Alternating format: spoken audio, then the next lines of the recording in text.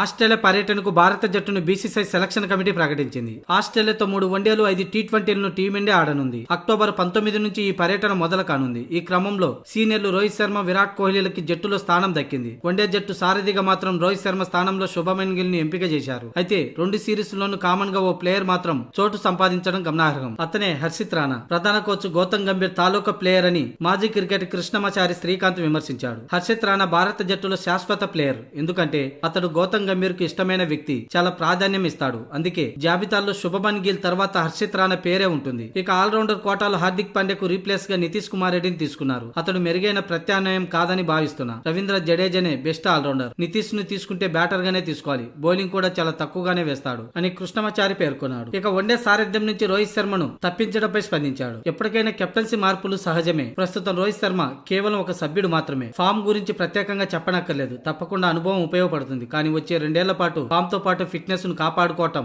చాలా ముఖ్యం. ఏమాత్రం తేడా వచ్చినా అతడికి వరల్డ్ కప్ లో చోటు దక్కడం కష్టమని అభిప్రాయాన్ని వ్యక్తం చేశాడు.